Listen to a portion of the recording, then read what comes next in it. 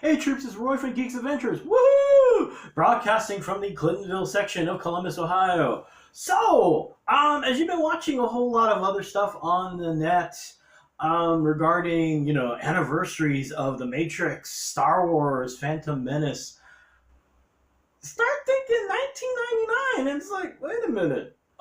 Besides being a really awesome old school Prince tune, it was an epic year for movies, and every year has got good movies. Okay, let's it's not like the NFL draft where some years you just kind of go, wow, what were we thinking?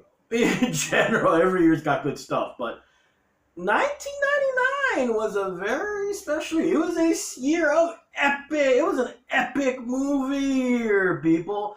And it's not just because of the Phantom Menace bringing Star Wars back into the into pop culture in a big way. It's not just because the Matrix exploded and everyone started to go, whoa, and not just talk about Bill and Ted's Excellent Adventure. There were a ton of movies out in 1999. And you're wondering, and you're remembering now, right? So here we go. What else exactly came out in 1999? And the first film we're going to touch on is Galaxy Quest. Yeah, Galaxy Quest. I know it's a phaser, not the energy pistol they used in Galaxy Quest. But hey, one of the biggest comments made by folks is that it's one of the best Star Trek films ever made, and there's something to be said about that. It's one of those films kind of snuck under the radar because everyone's like, you got Sigourney Tim Alan Rickman in a comedy. And the beauty of the film is that it was not just another fun, goofy kind of poke. Oh, yes, it was. Incredibly self-aware, having lots of fun with a lot of the things that the show did. And a case in point, remember the mining scene where they're all going, oh, they're cute aliens, and Sam Rockwell going, don't you people watch the show? The film was so fun. But at the same time, also very poignant. It wasn't just making fun of geeks, but also it had a very poignant, loving side to it. The fact that, this stuff was also great too in its own way. The fact that, let people stretch their imaginations, that gave people strength and courage. And let's be honest here, that scene where Quillet gets shot and Alan Rickman's character, for all the grumpiness he's had the whole film, Quillet dies when he says the oath. Okay, y'all had tissue at that point. I'm tearing up right now remembering that. So hey, by Grabthar's hammer, right? So hey, just the beginning, folks, of an awesome movie year. Woo! And you cannot talk about 1999 without talking about The Phantom Menace. All right, lots of strong opinions, yada, yada, yada, yada. The good news is, as time has passed, old people like me have lightened up about it. Perfect? No. Like the notorious holiday special? Oh, heck no.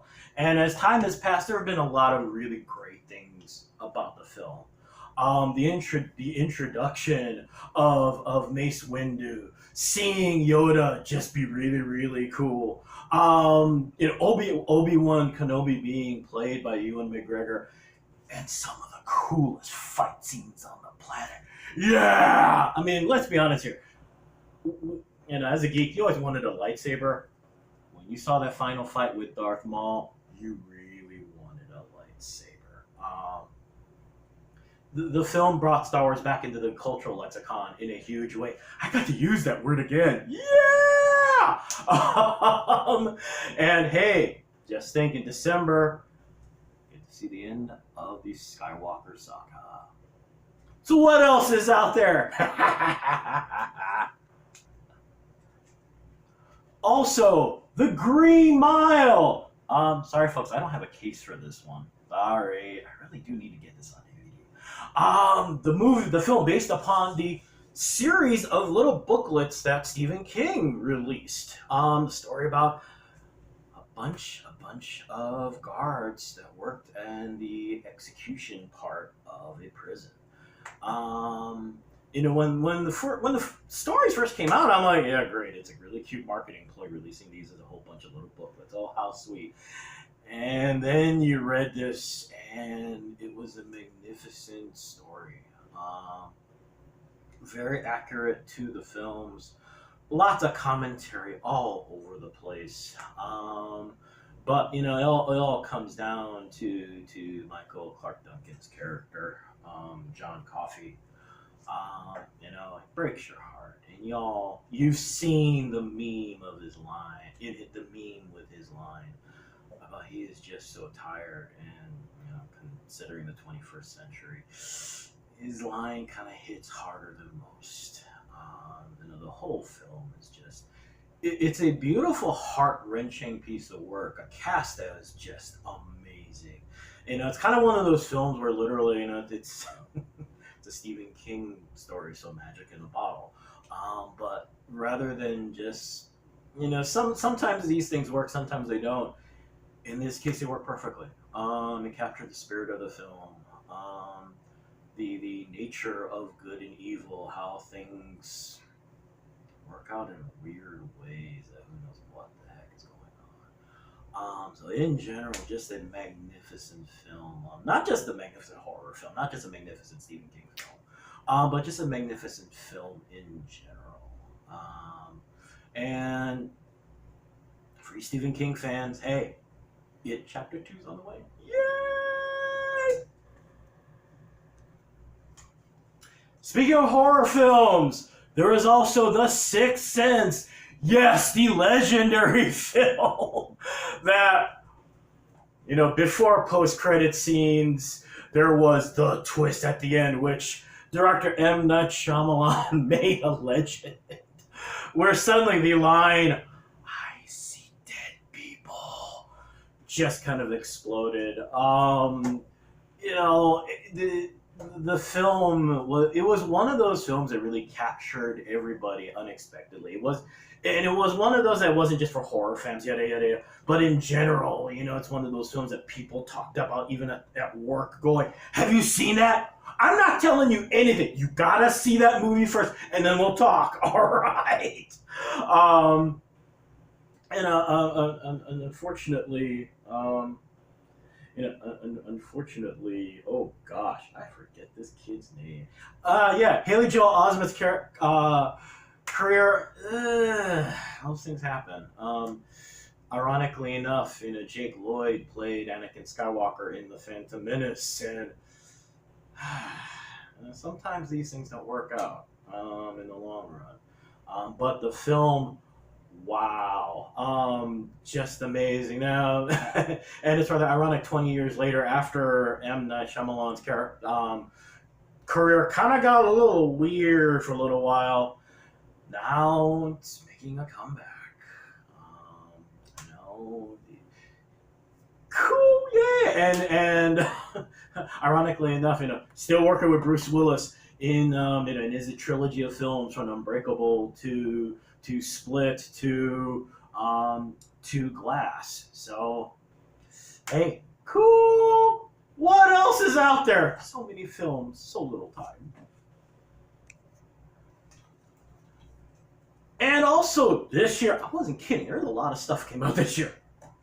The reboot of The Mummy. No, not the Tom Cruise one. This one. Yeah, you remember this one, right? The one with Brendan Fraser. Not really a horror film, but actually the fun thing is that kind of took the idea and kind of flipped it over. All of a sudden, The Mummy was less this horror film about and turned into this kind of giant monster adventure film. So fun. The chemistry amongst all the characters was hysterical. Kind of cool use of CGI also. But yeah, it was so fun. It led to a trilogy of films. And unfortunately, it led to Universal going, come on, we can still do this. We get Tom Cruise to do it this time. And such is life, right? Speaking of horror films,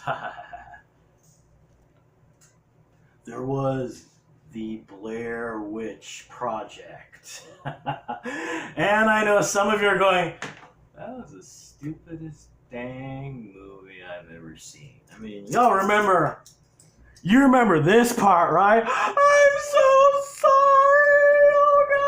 Oh God. Talk smack what you want, but the film was one of those films that year that really transformed the industry. Period.